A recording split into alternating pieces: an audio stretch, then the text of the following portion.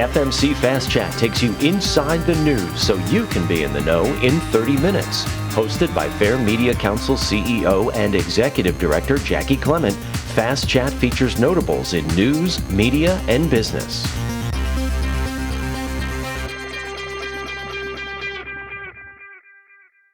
Today we are sitting here with the man with the golden voice, Larry Mullins, and we are thrilled to have him with us because there's just a ton of things we can chat with him about. And I want to make it very clear to our audience, this is very much a chat. Questions are not rehearsed. Larry doesn't know what we're going to talk to him about. So to begin, Larry, thanks so much for dropping in and joining us today. You're very welcome. Thank you for having me, Jackie. And you're saying that I have a wonderful, wonderful voice. Well, it occurred to me late last night, Larry's a horrible person to ask on your podcast because people will hear his voice and then they'll hear my voice. And so, I sound like a real person and you sound like a radio god, basically. I tell you what, when your voice starts sounding like mine, we need to run like hell. Let me ask you, though, were you born with this voice? Actually, I think I was. I didn't recognize this voice until about 11 years old or 12 years old. And I recognized it because the kids at my school were saying, "Ooh, here comes Larry Mullins with that creature from the Murky Lagoon voice." And I was embarrassed by it, actually. My voice has always been this low. It's always been a bass baritone voice, even when I was a kid. And it drove me nuts. I would ask my mom and dad, what did I do? What did you guys eat when I was, whatever, being conceived? That my voice is like this, is this low. And it's always been like this. I never, ever understood it. I considered it a curse at first because I couldn't explain it to anybody. Now I see it as a blessing. It has been quite the blessing. And I've been able to use that instrument for quite some time now. For those of you who are out of the New York area, you may not know Larry is the afternoon news anchor at 1010 Wins, the number one news radio station in the world these days? No, not in the world, Jackie, the universe. Oh, is that off the metaverse? And it's been that way for a long time now. Yeah, Wins is a giant. I didn't even know what Wins was when I came here. I've been here 17 years now. And I didn't even know what Wins was. I know I would watch movies, just any old movie. And there was this station that was always played in the background, particularly for movies that were cast in New York. And I would hear these voices, and this is 1010 Wins. I thought nothing of it because most of my background until now had been in television. I was Larry Mullins, NBC News, New York, and blah, blah, blah. I was a television correspondent. And I did local news in Dallas and in Orlando and different places like that. And so when I left television 17 years ago, I showed up here. And long and short, I popped into Wins and I didn't think anything of it until I realized this place is a giant. What do you describe, or how would you describe the success of the station and how it maintains being a success, especially today? I think because the station, I like to say, keeps it real. And with the talent that's on the radio station now, when you speak in terms of a Susan Richard and Scott in the Morning and Linda Lopez and, Kevin Rincon and my partner, Lori Madden, we keep it real. I once even heard, speaking of me, a couple of men talking on a train one day and saying, "Oh, I love the way that Larry Mullins reads the news and, and whatever." Unbeknownst to them, I'm sitting right there next to them because, faceless or whatever, unless you remember me from television. Says, "I love the way he reads news." And the guy goes, "That brother doesn't read the news. He tells you what happened up there on the corner near your house." There's a difference. And I think that's what Wins does. We tell it like it is. We keep it real. We tell the truth. And we'll go to those places where nobody else will go, to get the interview or whatever. Our producers are fabulous. They go beyond the call. And these are kids that sit around in the newsroom where you hear a corner of the room erupts into cheer, Jackie. That's these young kids that they brought in that are clapping and cheering that they got the interview. They got the mayor, they got, whomever. Or Barry Manilow called in yesterday to speak with one of the producers, those types of relationships. So I think all in all, Wins does a really good job of telling the big story. We're great at telling the big story. In fact, segue, Jackie, see that right there? That award behind you? That's the Edward R. Murrow Award for spot news coverage, the Union Square riots that my show won, that our show won, I should say. But again, that's because we tell the big story. When it happens, if it's a big story, you turn to wins. You tune into wins more so than anybody else. Yeah. And now that you've expanded into FM, how is that impacting station? Oh my goodness. We were doing well on AM for 100 years. Yeah. And they switched us about a year or so ago and turned us into an FM station. It turned us into a juggernaut. I mean, the ratings went through the roof. Mine just about doubled. For those of you who haven't heard Larry on the air, he has been described as someone who listeners want to get stuck in New York traffic just so that they can spend more time listening to the radio. So that does make his show quite different than the others right there. Yeah, but let's speak to that point because it's something about being authentic to you. Like I wouldn't be able to do what you do. So how did you hone this talent or how did you say, okay, this is me. I'm not going to read the typical news script? I think years of being both in television and radio helped me to hone that craft. And as a programmer, I was once upon a time the director of Dallas news operations for the NBC station in Dallas. So I know how people watch television because I put myself in their shoes as a consumer. And I know how they listen to the radio. I know what catches the ear. And while I don't try to make myself appear younger, people know I'm a cool old dude. Hell, I'm 63 years old.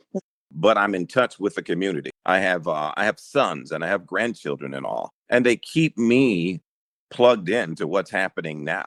And so having those relationships, as everybody does, I'm sure, I have the luxury of taking that and putting it into or infusing it into the broadcast.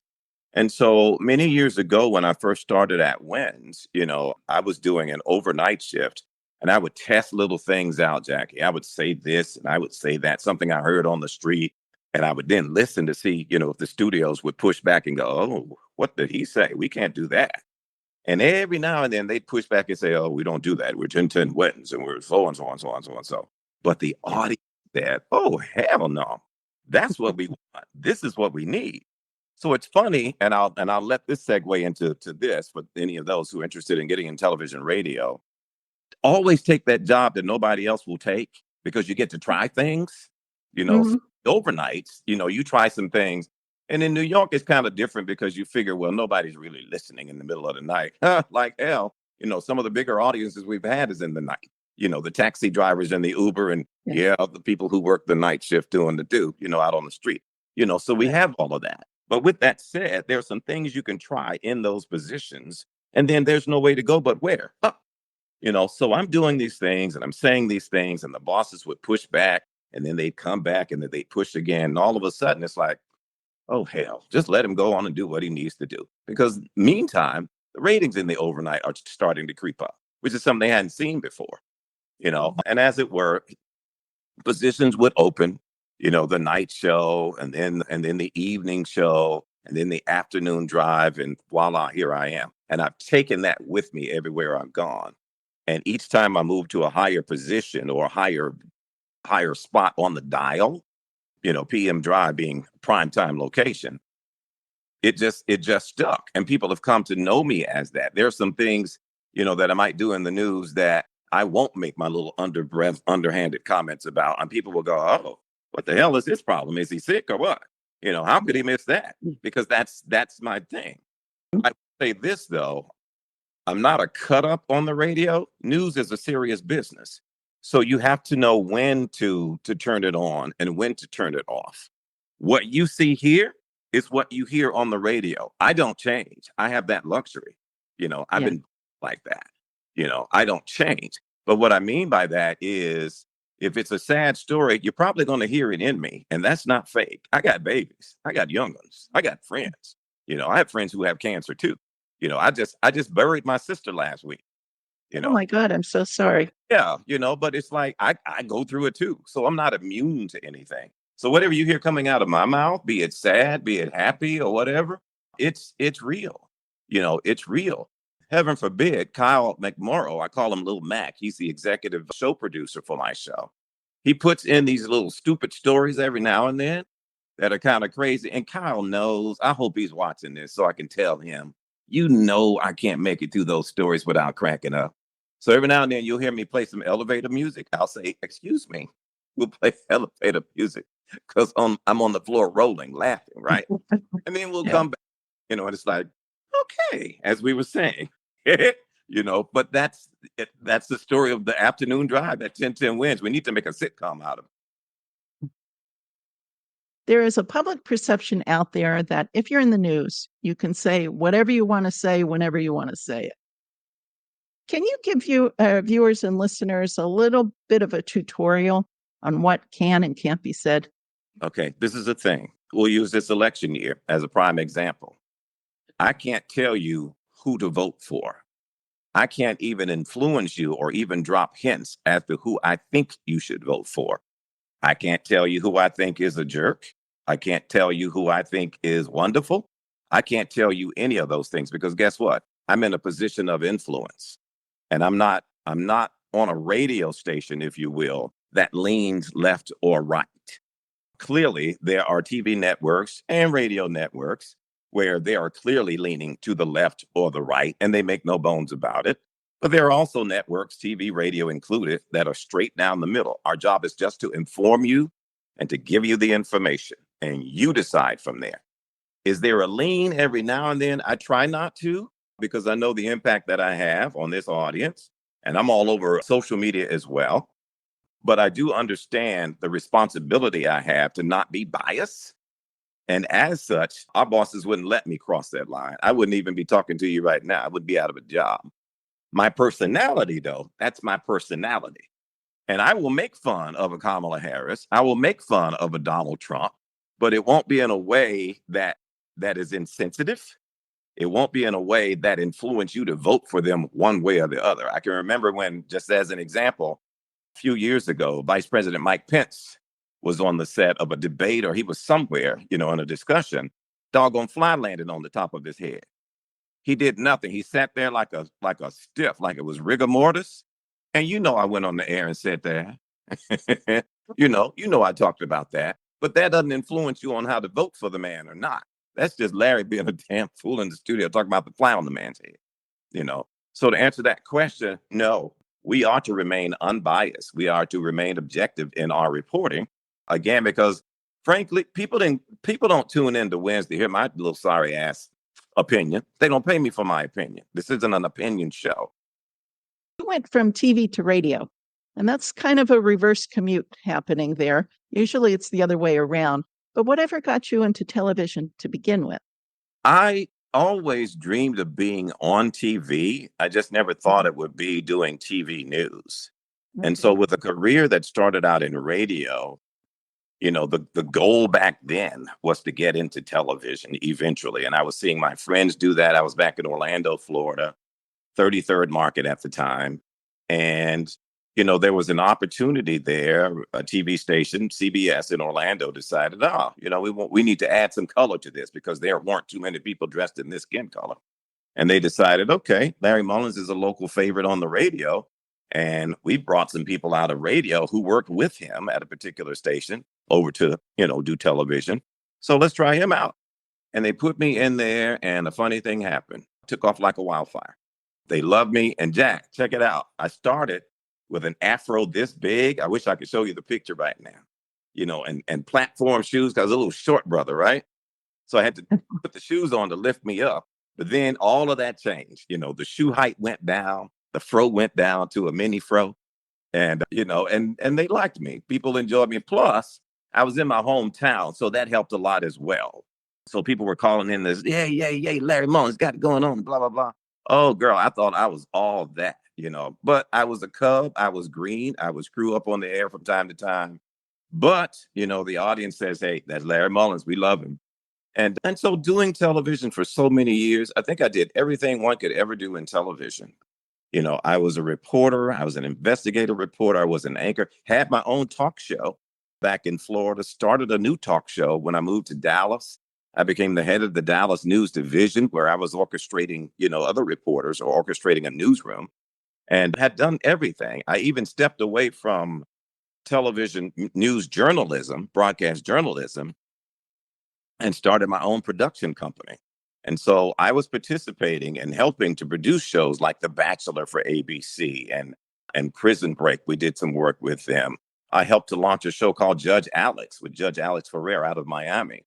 And so did that and got bored with that after a while and tried to launch a sitcom of my own. But boy, it was expensive, like $350,000 per episode. So I'm like, okay, I'm done with this TV stuff. I'm done. I'm retiring. And that's when I actually came up to New York, like I said, and ran into Mark Mason, who was at the time the head of news programming for CBS. And he asked me, what are you doing here? I mean, I said, oh, I retired.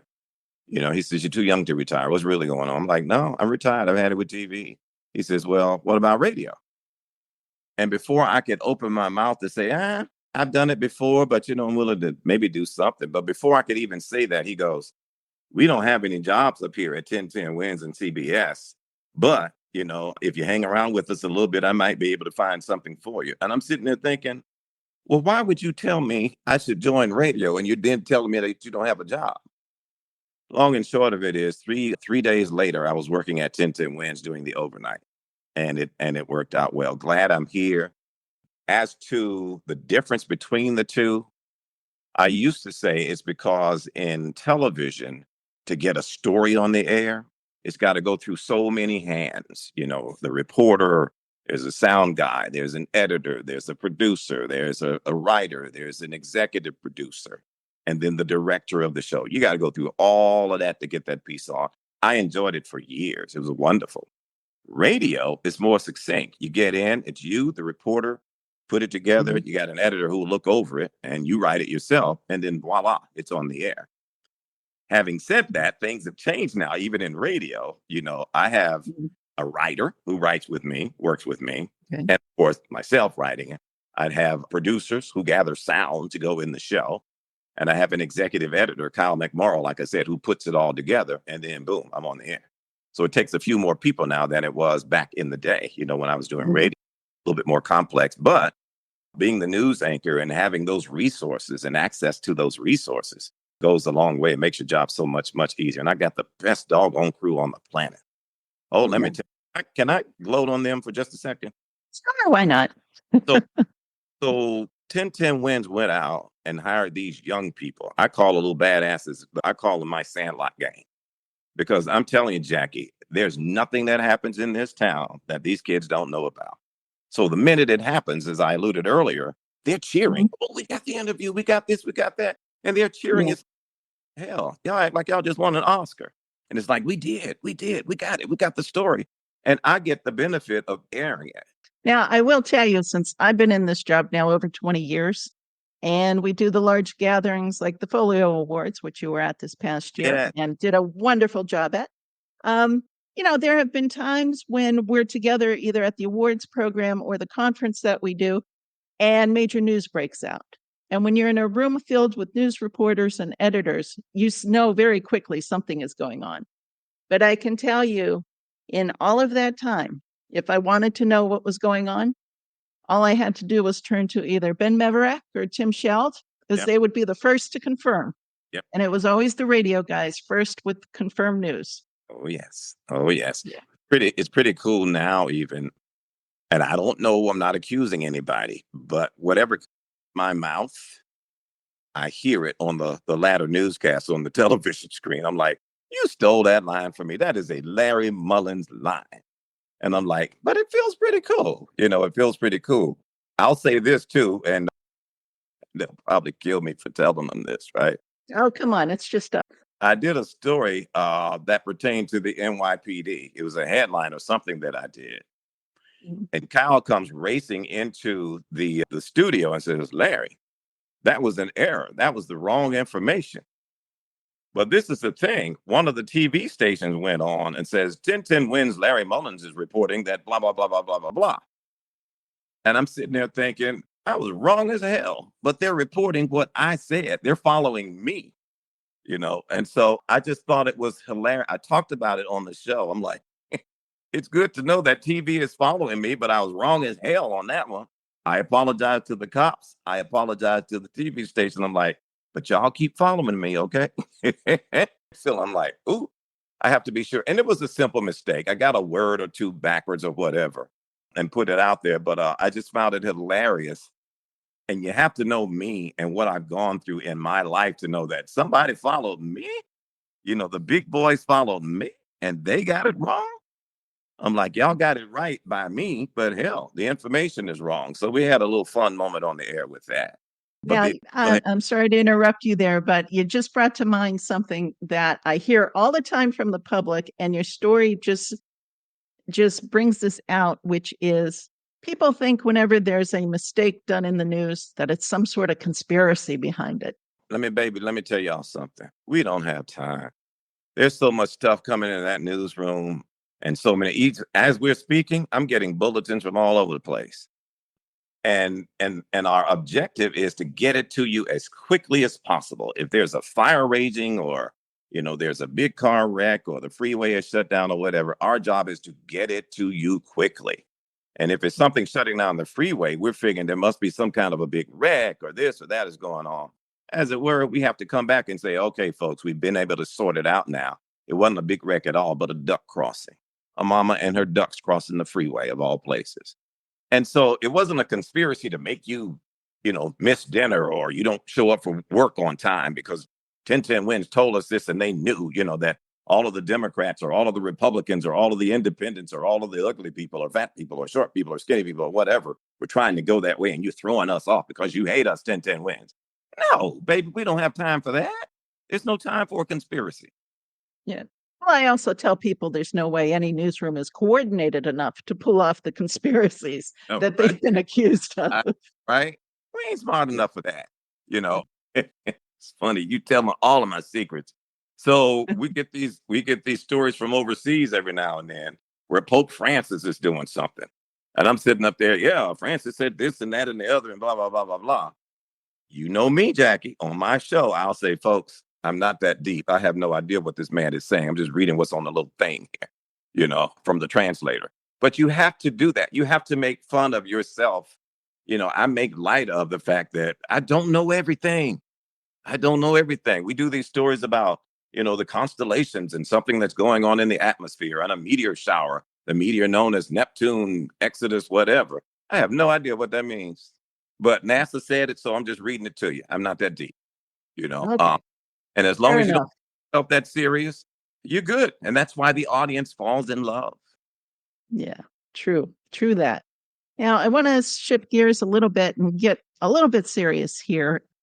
You know, when people talk about radio, especially old school radio, over the air radio, there's been for a very long time now people talking about how it's a dead format when it comes to news. And now you've got newer formats, podcasting, streaming stuff we're doing right now. How do you feel about the state of radio right now? And do you see a future for it? I know this. I got into radio and television because we're all in that same medium. I feel at the right time. And by that, I mean, I got it when it was in its infancy. It has grown, it has reached a peak, and now it is slightly starting to go down.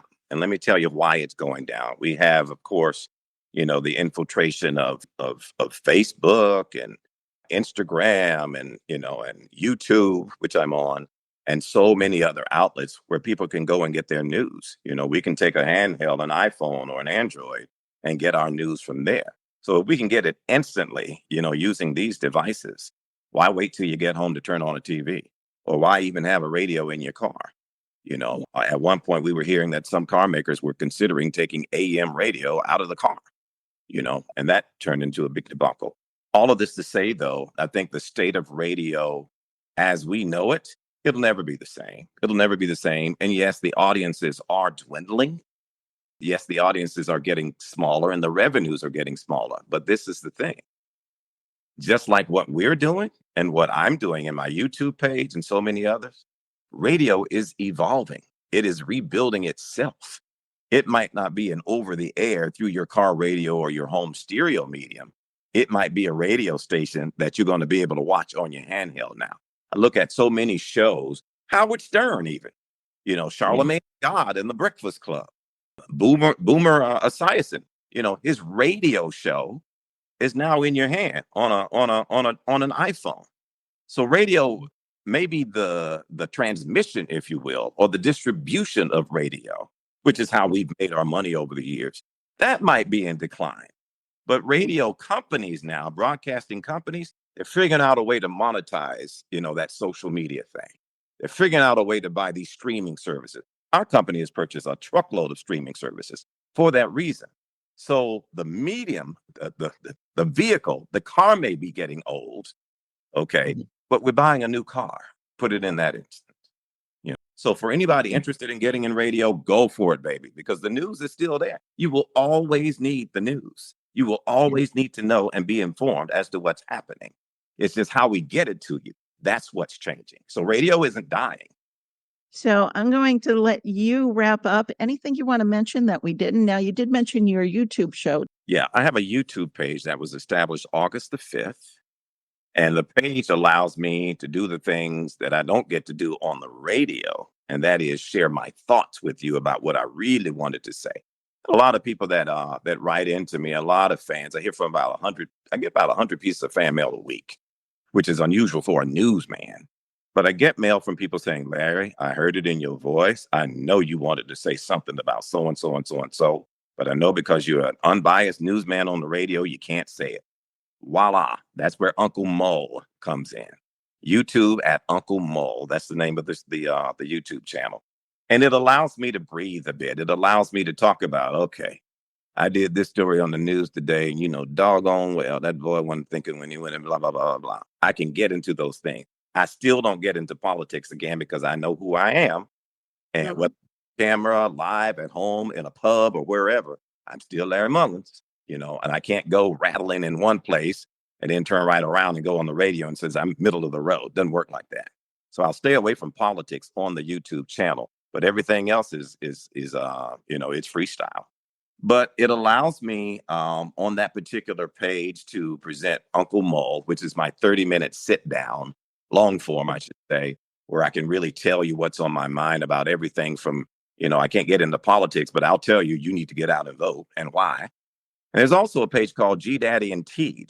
That features me with my 6-year-old grandson, TJ, who's teaching me a thing or two about life. And Jackie, it is a hot mess. He thinks he knows everything. So he does that portion with me. And there's also a section called The Brick. The Brick references a scripture in the Bible where I would take certain scriptures and I would draw parallels to our everyday life. And I see. Yeah, so it's a brick upside the head to wake you up and whisper words of encouragement. It's an inspirational daily thing. People are loving those. People are loving those bricks being chunked at them every day. And so that's my claim to fame on that. I'm at LC Mullins Wins on all of the platforms. I'm on TikTok. I'm on X. I'm on Facebook. I'm on, what's the other one? Instagram. And all roads lead back to my YouTube channel. So it's something I've always wanted to do, and I'm thrilled, to be able to do it for this long. Anybody to have lasted this long in television and radio, hey, that's a blessing. That is a blessing. In closing, though, I want to say, if it is your interest and desire to be in radio or television, baby, it's not dead. It's going to be around for a long, long time. It may appear on somebody's watch, by the time they get to see you. But if that's the way it's going, okay, so, resolve to that and make plans for that. I say the person is armed who can go out, or triple or quadruple threat if they can go out and produce it, write it, shoot it, and present it. That's the way to go. That's the ticket. So I'm actually backtracking right now, trying to pick up some of the things that I didn't have to do because I was a privileged reporter or anchor. And so now, I'm trying to regenerate this Larry Mullins thing for as long as it'll last. I'm not going to do it forever. Somebody else has to come in soon. I may be retiring in the next year or so. But, that's when you move out of the way and let some of the young blood come in and do it. So let me wrap up with one more question to you, which is, what's the best thing about being Larry Mullins? As corny as it may sound, the best thing about being Larry Mullins is, doggone it, I get to be Larry Mullins. That there is no pretense. I don't have to prop it up. I don't have to pretend that I'm a genius. So, hey, I'm ride or die. The Fair Media Council is a 501c3 nonprofit organization advocating for quality news and working to create a media-savvy society. For more information about the Fair Media Council and upcoming Fast Chat shows, check out fairmediacouncil.org.